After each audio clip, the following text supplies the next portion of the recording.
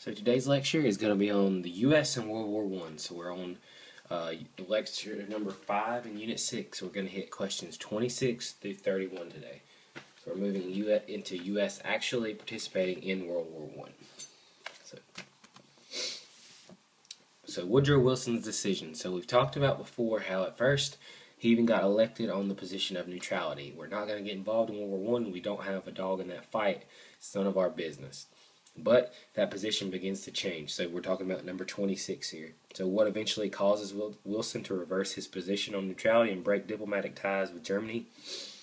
What you can mention here in number 26 is submarine warfare. So at this time, so another important thing to know is the Sussex Pledge, which is there on the slide.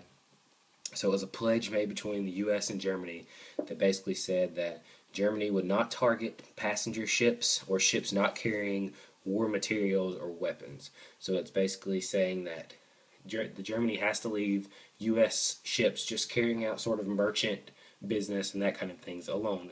So you're not killing innocent civilians.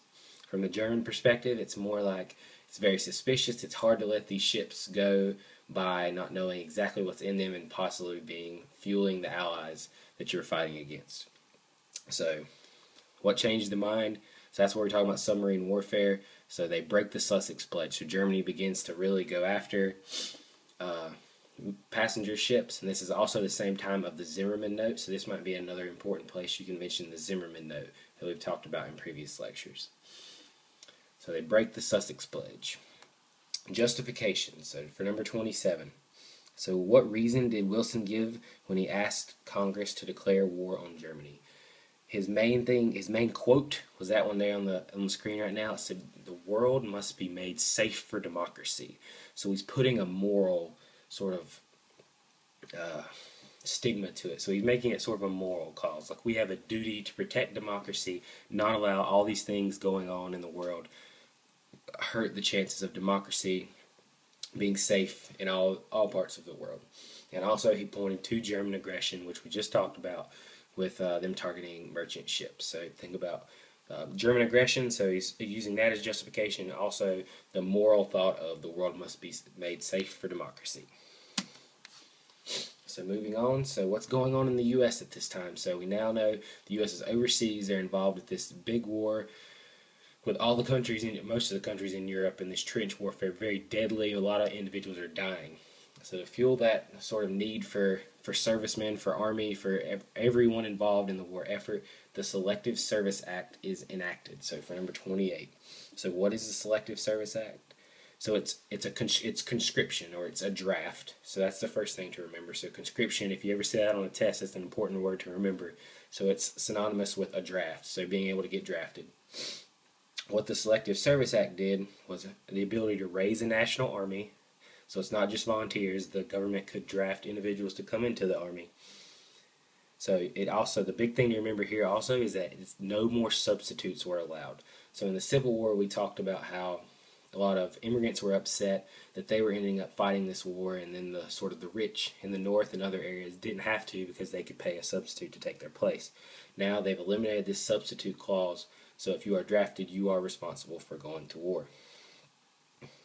The other thing to remember is it's only males, so only males register, and the age is usually 18 to 45, but they usually try to pull from the younger ages first, and only if they're desperate they start pulling from that higher age category up to the age of 45.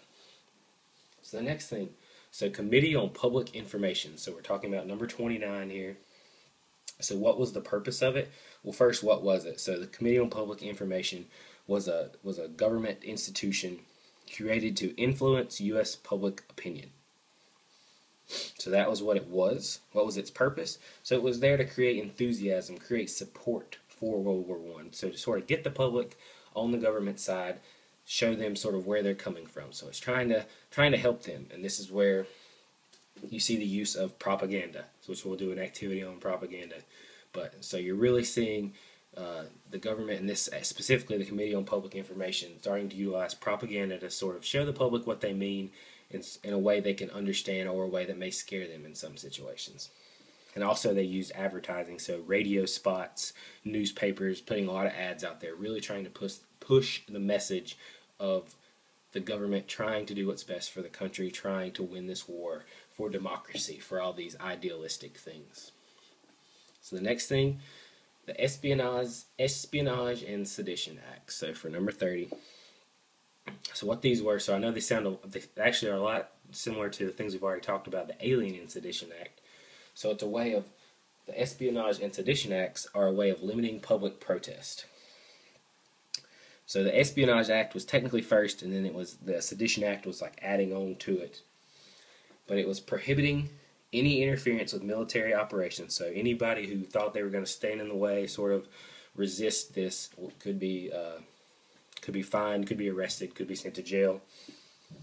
And also, if you were supporting the enemy, promoting protests, so you were pushing for people to like protest the draft or protest just our involvement in general with it, you could be subject to arrest. And the Sedition Act really gave this a more power behind it. It allowed for more prosecutions, allowed for people to be really arrested, people to be convicted and put in jail for this.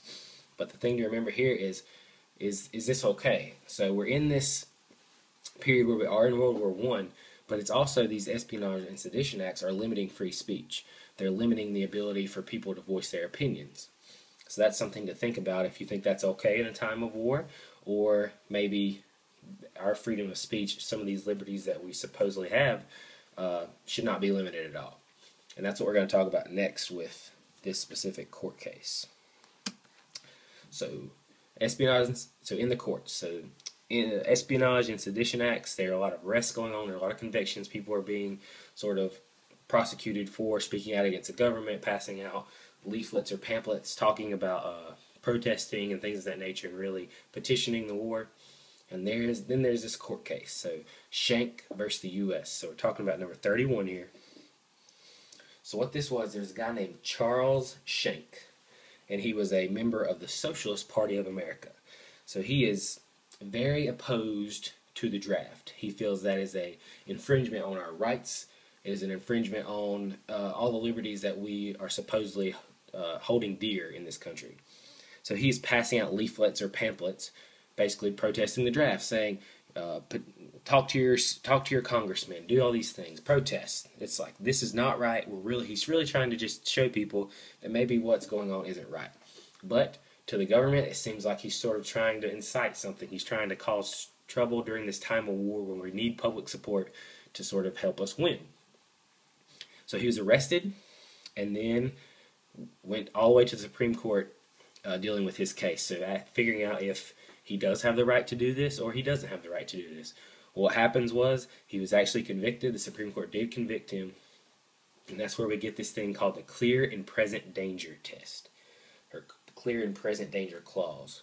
So if what someone is doing, this is what the court said. So if what someone's doing, if their actions bring about a clear and present danger, they may be restricted. So your rights may be restricted if they present a clear and present danger. So if what you're saying is going to start some huge riot or something like that, then your liberties may be restricted in that case. And this is where you get the fire in the theater example. So we have freedom of speech, but is it okay to yell fire in a crowded theater when people could get hurt, get injured, where there is a clear and present danger of you speaking out and it hurting others? So that's something to sort of think about here. We're going to be talking about this case a little bit more, but really think about your position on this sort of item. Okay, and that is all for today.